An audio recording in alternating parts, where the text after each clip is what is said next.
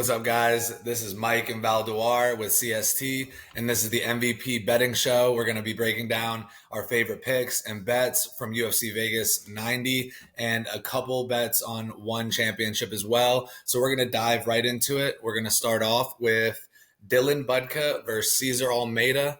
For me, this one is two guys debuting. I believe Cesar Almeida is debuting after Dana White's Contender Series. He's a striker. He has a kickboxing pedigree, beat Poatan one time. Dylan Budka, on the other hand, has credentialed wrestling. He was a high-level state wrestler in high school. So to me, I don't really want to bet on this fight too much just because these guys are pretty green. But if I had to pick, I might put Dylan Budka in a parlay. I think he should be able to implement his game plan with wrestling. And if he can't, then Cesar Almeida should be able to chop him up on the feet. I think, potentially dog or pass or Dylan Budka, not safe parlay piece, but a parlay piece potentially. Yeah, I'm opposite. I got Cesar Almeida here because Dylan Budka. So he was signed after like the worst fight in Contender Series history. It was like a real big surprise that he was signed. And then Dana's like, all right, well, we'll move you down to welterweight. This is still up at middleweight. He's going to be a lot smaller here, and his top control isn't that good. I like Cesar Almeida at plus 128 as an underdog. It's not like the best play, but I think there's value in it. Actually, now that you mentioned that, 100%, when Dylan Budka was supposed to come into the UFC, supposed to be welterweight, now he's fighting this rangy striker in Cesar Almeida. So, not the most confident of plays for me. I do feel like Budka will be able to get his wrestling off, but just like you said, if he can't, it's going to be a nightmare for him on the feet. So that's a dicey one, dog or pass. And then we'll move to Dan Argueta and Jean Matsumoto. This fight is interesting because it's kind of similar to the last one. Aside from Matsumoto has a good jiu-jitsu game, I do like Dan Argueta. He's strong. He has a good pace. He lost to Miles John in his last fight because he couldn't get him down or keep him down at least. But I've been kind of thinking Dan Argueta for me on this fight as an underdog. It's a tough one though. Undefeated young prospect versus Dan Argueta, who's kind of been exposed as more of a one-trick pony. But he could still be improving. A lot of the fights on this card are sketch for me, so this is going to be a light week. Same. I agree with you on Argueta. I mean, he's a dog type of fighter. I don't like betting on him as a favorite, but I think he's a dog who will fight for your money, and he's just tested against better competition. I like the value at plus 137. Yeah, I'm rocking with Dan Argueta on a light sprinkle. I want to go as light as possible this week. We got UFC 300 next week. It's going to be fire. And then just to mention, we're not talking about this fight. Cynthia Calvillo maybe on the decline, fighting Piera Rodriguez, who didn't seem to be that good in her debut. She might be a dog play for me as well this week. And then we'll move up to another women's fight, Norma Dumont and Germaine de Randamie. Yeah. Germaine de Randamie is 40 years old, but crazy. She is nasty. And she is. But she's on a four-year layoff. It is. That's the tough thing. But she's always been really athletic. She was still old last time she fought at 36, and she looked good. She guillotined Juliana Pena, which was wild actually. But Norma Dumont doesn't really have the game to GDR struggled with wrestlers and stuff. Norma Dumont can wrestle, but that's not her game. She's more of a point striker. I like GDR here at plus 132, or even better. It's women's MMA. It's hard for me to see a finish in this one. So I like GDR by points, by decision at plus 285, I think is a good way to play this one to get extra value in that dog money. Yeah, I like that. Yeah, I think Germaine de Randamie, aside from if there's some significant disadvantages in, her cardio because she's getting older. We haven't seen her in a long time. If Norma Dumont's made some vast improvements, I'm going to bank on that she hasn't. I like Norma Dumont, She's all right. Just people just make most note of her because she has a fucking massive butt. Yeah, she's caked up for sure. If she was the underdog, she could have warranted a underdog play with the cakes. But yeah, I do like Germaine de Randamie here. She does have a 4-inch reach advantage as well, 2 inches on height, and I feel like it's probably going to decision. Norma Dumont fought the girl who fought Irene Aldana in that war in the last fight. Macy Chiasson? Nah, she was who was she dates the little power puncher girl. I'm completely drawing a blank on her name. Norma Dumont recently fought. Let me see. Let me see. She recently fought Carl Hosa, and Oh yeah, Carl Hosa and Chelsea. although She's the one that who fight, made Chelsea Chandler turn and run away. yeah, that Carol Hosa fight, it did go to a decision, but Norma Dumont was landing bombs. Yeah. So I don't think Norma Dumont's going to get her out the way. I do, No. lean the side of Jermaine Durandamy. Yeah. I mean, GDR has always had like power, but like you said, she is getting older, and yeah, I mean, Norma Dumont hasn't been finished since 2020 against Megan Anderson up a weight class, and yeah, it's just Norma Dumont is a fighter that pretty much always goes to decision. Nine of her 12 pro fights have gone to decision, so yeah, I'm comfortable taking GDR by decision at plus 285. Yeah, dogger pass on this one. Be weary of the 4 year layoff and Yeah, the almost 40 years old. but We'll I have move on. a more confident pick for the next one: Alex Morono and Court McGee. Alex So Morono knockout. okay, so the thing is, like Court McGee's chin is done. You know, like it seems like I mean Matt Brown hits hard, but he's also old and caught him just one punch out cold. Court McGee is old, old, old, old. Alex Morono is kind of an athletic weenie though. Like he's not athletic, but he's a smart, good point fighter. But the thing is, because of Court McGee's chin and age, I feel like he could get a finish, but I'm not confident in it. So I'm playing this in a different way. It's something I haven't talked about in the show, but a thing I used to play a lot more is point spreads in MMA. Alex Morono minus 3.5 at minus 155.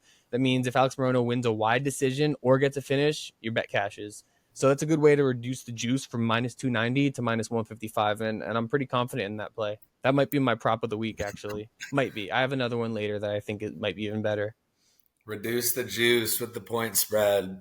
Yeah, Yeah, you're, I like point spreads. It just the only thing that makes me a little bit weary sometimes, like if there is a close round, God forbid, yeah. even if it's like, okay, we're all verdict, everybody, okay, yeah, Alex Morono wins this round.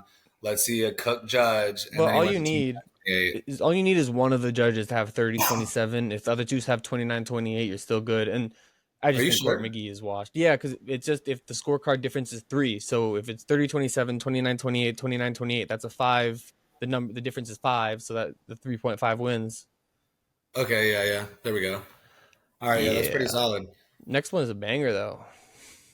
Let's move. We got Trevor Peak and Charlie Campbell. This one is, you know, when I think about it, I feel based on their skill set, Charlie Campbell is a bit more advanced. I think so. He got chinned on Dana White Contender Series against Chris Duncan, but He's he was beating that putting it ass. on. Yeah. Chris Duncan, he had a little bit of a granite chin that fight. My And thing Chris, is Trevor yeah. Peak also kind of has a granite Oh, chin. absolutely, dude. That's why I have a really interesting way to play this fight. Crazy dog money, I feel like, because of the way I feel like Trevor Peak. It's hard for him to find finishes because of his like against high level competition like Charlie Campbell because of his bad technique and his he's just not like a smart or good technical fighter. But he's wild. He's really athletic. One of the most athletic lightweights. His great chin, tough as nails. So I like the goes the distance in this fight at plus 325. I think that's a wild line for the goes the distance. Some good money can be made on that prop. And also the over 1.5 rounds too at plus 120 is also plus money. Yeah, I like that. Plus 1.5, over 1.5 at plus 120. That's a pretty solid play. I'm more so worried about, I know a lot of people are on Charlie Campbell knockout just because he's kind of a sniper, but I do get worried. Trevor Peak has a great chin. Trevor Peak Yeah, also has some pretty crazy power and he relatively does. unorthodox style. So I'm kind of feeling like if Charlie Campbell can't get Trevor Peak out of there, he's going to find himself very susceptible to getting finished. I worry And about that. He gets wild. His gas tank is unknown because he has mostly finishes. So I don't think Campbell's gonna get it finished. I think Peak could get it finish. yeah, I like that. The side of Trevor Peak knockout and then over 1.5 plus 120 sounds pretty valuable to me. Yeah, So, I have some money on that, but just to hedge a little bit. But I mostly have the plus the goes the distance plus 325 is just crazy dog odds for that bet. yeah, that could be a sniper play. We could be looking back on Sunday saying, dang, look at that snipe from Yeah. Valduar. Ooh, I forgot. I told you I didn't want to talk about this next fight, but I actually do, 'cause even though it's a shit fight, Lucas Brzeski versus Walter Walker, Yeah. because it's another one I think is a decision play. Like look at Lucas Brzeski, he's a decisionator. I mean, Walter Walker has some knockout power, but I like taking these heavyweights who get knockouts on the regional scene to go to decision in the UFC because the odds will be crazy. It's plus 180 if it goes the distance. Over 1.5 is minus 160. I like that play a little bit just because of the way heavyweight is. There's so many of these unranked heavyweights who just cannot get knockouts because they suck. No offense. Over 1.5 is minus 160, you said? Yeah, and the decision is plus 180. Okay. A little main card opener and second fight overs. That could go crazy. Yeah. Little parlay over 1.5 in both fights would be sweet. Yeah. Yeah, I like that Walter Walker is apparently Johnny Walker's brother, so Oh yeah, I forgot about that. maybe he's gonna come out and he's gonna do some crazy stuff. I'm a bit nervous about that one too. Low level heavyweight fights. That Yeah. something that I have made a terrible mistake on betting before. I think I bet who's that big boy that trains with John Jones? Dontel Oh. Mays. Oh yeah, I that's remember he one. was like an implemental piece of my betting action one weekend against Augusto Sakai, I believe, and he just looked so unbelievably bad. Yeah. Like, no offense though. I mean, I don't want to be mean. I'm not here to judge the fighters. I'm not fighting, so respect to Yeah. them. But it's a It is shaky to what put my money on that kind of fight. call it like we see it. Yeah. And then we'll move on. Morgan Charrier versus Chepe Mariscal. Yeah, This one man. This is a interesting great to fight. me. It is a great fight. But Chepe, the first time I saw him, he was plus 150, and now I'm pretty sure he's like a plus 100. He might even switch Minus over to a, 105 on for me. yeah. So that kind of cooks where I was leaning on this fight. I was kind of at first I was like, oh, maybe Chepe will he'll become wider, and at this point, if Charrier becomes a bigger dog, I might play on him. But I do like Chepe's chances to get it done. He's gritty. He's tough. I think I don't know what the line is for over or fight goes the distance on this one, but I I like goes the distance at minus 175 a little bit. I mean, it's more juice than I'd want, but it's there's still some value there. I think. I also kind of like the Sharier side. I'm a huge Chepe fan. Before he even fought Trevor Peek in his debut, I watched all his LFA fights and I was like, this guy's a dog. He's gonna beat Trevor Peek, stamp it, take it to the bank. And I was right. Like Chepe is a crazy action fighter, but I think this is where the technical limitations are going to start to show because Charrier has good long kicks that can keep the range. I mean, we saw him beat that Italian dude in Paris, just tore him up with body kicks. Well, like Chepe is a lot tougher than that, so I don't think Chepe is going to get finished. But yeah, I think Charrier's long rangey weapons will have him win this fight against the guy who wants to get on the inside and scrap. But yeah. it's a close fight. It's possible either way. This is only a small play for me. But Charrier by decision is plus 200, and that's kind of where I'm at. Interesting point spread for Chepe. It's not crazy. It's not super juicy. Plus 3.5, minus 185. I think he can win a round. I think he can win the fight. I mean, yeah, I've been absolutely. I mean, he can win the fight. So, like that's definitely possible. I've been doubting this guy every single time. Like, and I see his record. He has some good wins. A lot of fighters respect him. A couple of my friends have trained over where he was training. So it's like they say he's a dog. He And, is a dog, man. I Crazy refuse to believe it. cardio, crazy toughness. Yeah. I bet on Trevor Peek when they fought. I think I might have bet on Jack Jenkins when he That destroyed was his a arm. that was a crazy finish, man. But yeah, I think Chepe's improved a lot since the regional scene days where he was kind of a journeyman, like an action fighter journeyman. But I still think this might be a step too far, like for him to overcome just because of the stylistic. But he could wrestle him and get him down. Chepe, like he's not technically great anywhere, but just his grindiness, his pace, his durability, his just willpower, like he's able to do a lot of things that overcome those technical limitations because of that. Yeah, he's a savage. All Alrighty, right, let's move on to the co-main event. co-main We got event. Alex Hernandez and Damon Jackson. This is another tough one for me. This card is sketchy. I'll say it over and over again, but I kind of like dogger pass on this one. For some Yeah, reason, I've been feeling like a potential Damon Jackson submission, it's and possible. I don't know if I have the odds on this one. I'm just looking for a couple sniper plays. I see Damon Jackson to win by submission is plus 450, but that's sketchy. Alex Where I'm Hernandez at, later. so yeah, Alex Hernandez hits hard. Damon Jackson has a shown chin issues in the past, but if he can take it to round 3, Hernandez's gas tank is his fatal flaw, and he gasses every time. So it's insane to me that Damon Jackson in round 3 is plus 1,200. Ooh, I Especially, and like where your even head's if you want to at. go Damon Jackson by submission plus 1,600. But yeah, I'm just going Damon Jackson round 3 1,200, and that I think is going to be my prop of the week. Just craziest value on the card probably. That should be like much lower. I feel like Yeah, I like that. that. It seems like you found some solid spots this week. I'm Yeah, personally, I'm only navigating the gonna, props. yeah, for me, this week's gonna be super light. I might put in one like 3 leg parlay for the CST tweet parlay. But other than that, I'm just looking at a couple tiny lottos. But I'm about to follow you. I like the overs in those first 2 fights in the main card, and Damon Jackson round 3 makes a lot of sense, especially for the odds that it's at. Yeah, for sure. I like that a lot. And All then right, we got, and yeah, this rematch main event. yeah, let's go. Brendan Allen and Chris Curtis too. I've been thinking, I've been having weird feelings about this one all week. In my opinion, Brendan Allen has just been improving exponentially. And Yeah, I've always been high on Brendan Allen, even the me first too. time he fought Chris Curtis, even when Me he fought too. Sean Strickland. Me And too.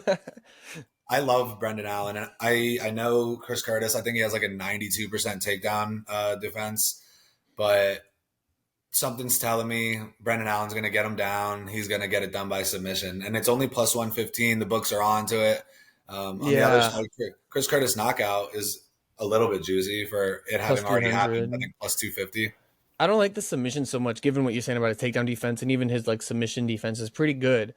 My thing is like Brendan Allen doesn't need to take him down to win because he's a smart fighter, and we've seen Chris Curtis just when guys circle to his left, he just doesn't know what to do. Like he is so boxing oriented that when guys go outside of that framework and like do other things, like just kick him to the body or just circle out past his lead hand, he just doesn't know how to cut the cage.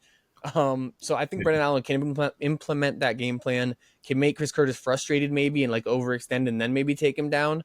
But even though it's 5 rounds, I kind of like the goes the decision or over 2.5. I don't think a finish is as likely as the books think it is. I mean, goes the distance is plus 200. I think this is like a 50-50 fight at best to go the distance. It could be a finish, but like I am kind of feeling a decision here. Yeah, I got And I think Brendan Allen's gonna win, but minus 210, I'm gonna stay away. yeah, I got Brendan Allen by decision on DraftKings at plus 240, which Oh, I is got plus 400 over here. uh bet online. Yes, sir. It's crazy how Bet Online has a lot of good odds, and then randomly it's just DraftKings on occasion. Like Drops a heater. Yeah, I think Bet Online has Brendan Allen sub at plus 115. I'm not 105. 105, yeah, and then DraftKings has it plus 175. Damn. But either way, Yeah, when just you're different. diving into finishing props like that, I know from experience you can get 90% of the picks right, but Yeah. uh, you know, like Jack Della Maddalena versus Randy Brown, everyone's like, "Oh, knockout, knockout," and then he And a subs him. submission, So, yeah, exactly. yeah. That's the trick with picking methods of victory. It's hard. You got to go for the value, not for necessarily what you think is going to happen. I try to avoid method of victory bets that are like in that like plus 105 plus even plus 130 range, like unless they're like a sure thing, you know. Mhm. Um, yeah. But all right, one championship right here. I want to talk Muay Thai real quick. Switch over. Heck yeah. So my bets for this one, and so there's two one cards. One Friday Fights 58 pay per view card. I like so there's this guy Jake Peacock. He's one handed, like the next Nick Newell they're talking about because he's a one handed fighter. He's a Muay Thai fighter though, but he's the favorite. Like this is his first fight in one championship. He's not like doesn't have a great record or stuff. It's just a cool story, you know. And he's fighting a actual good fighter, Kohei Shinjo, who's plus 140. I like that bet a lot. That is my dog of the week is Kohei Shinjo over Jake Peacock because, like, no offense to the guy, it's amazing what he's doing with one hand, but he still has one hand. He should not be the favorite, you know? Yeah, so I'm taking Kohei in that. Then the other one I have is Nakrob Fairtex over Muang Thai because Muang Thai is a legend, but he's getting quite old, and Nakrob's good. I just think that as an underdog again, Nakrob plus 130 is quite good money. And Yeah, heck then yeah. there's some big fights like Prajan Chai, John DeBella, Superbon versus Marat Gregorian. Great fights, but I'm staying away on the straight bets. But for my parlay, you ready to do parlays? Yeah, yeah. I'm with All it. right, all right. I'm gonna go first. Got Superbon in mind. I got Yeah, I got Kohei Shinjo. I got Compet Fairtex. I got where's the other one? Then okay, and then All Road PFL also, which I hate this PFL card because it's women's flyweights and heavyweights. But there are some bets here that I like, mainly the women's overs. Juliana Velasquez, Liz Carmouche over 2.5. Um, Shana Young versus Kana Watanabe over 2.5, and Blagoy Ivanov in his PFL debut against Sergey Bilosteny over 1.5 because Blagoy Ivanov, he has the craziest chin ever, cannot get finished. Man got stabbed once and survived, but he also can't finish anyone.